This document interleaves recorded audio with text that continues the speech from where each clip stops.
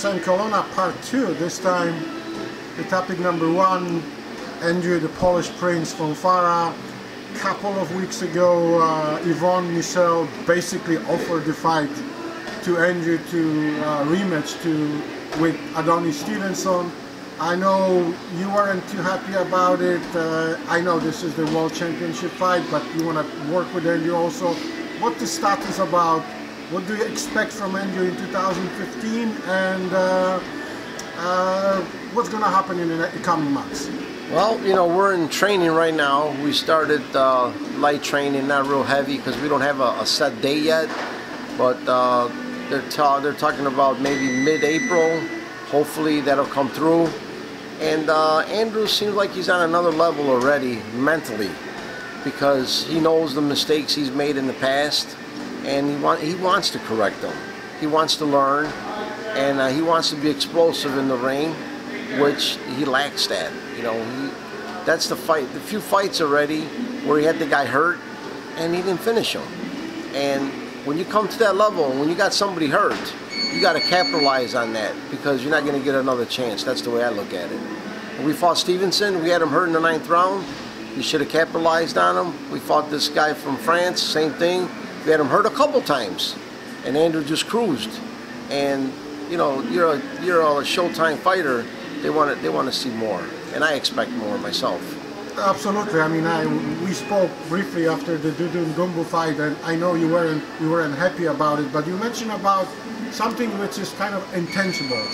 How do you learn to finish the guys? It's more mental, it's physical, it's technical.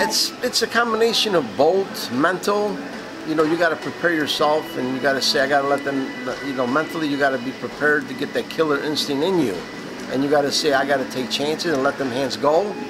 And physically, you got to know that you've been working hard and you're ready for this, you know.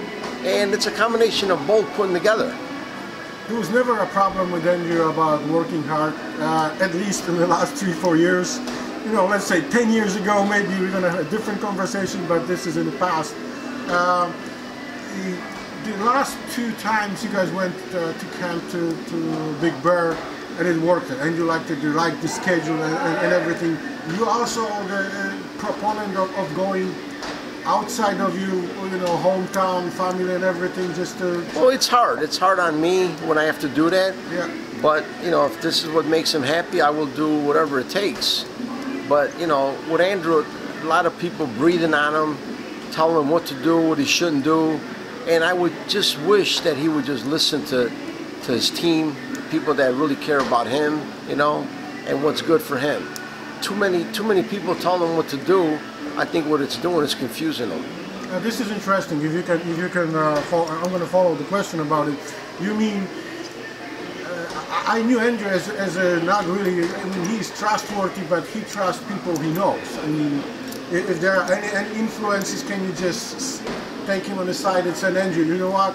This is me from the beginning with you. I think we have that kind of relationship where, you know, we could do that. You know, I don't think it's going to be a problem. I already addressed it, you know, and we're all on the same page. And I think it's gonna. I want him to get back like he used to be about 3-4 fights ago, when we fought Glenn Johnson, when we fought another fight from Canada, I forget his name. Back on that jab, back on when we fought in New York, or was it Jersey? What was that? When Adamek fought. Yeah, when Adamek. Oh, that was the best Andrzej I've seen, you know, because he was very focused. And we were working on certain things, and he capitalized on them, you know. He's got beautiful jab. His jab reminds me of Andrew Galata's jab, you know. He had the same jab, and I wish that he'd go back to that, and that's what we've been working on. You know, going back to the jab, working that double, triple jab, and capitalizing off the jab. You know, he's getting away from it because he's got power in his right hand, and he thinks that one punch is going to knock a guy out. Yeah, maybe, but not all the time.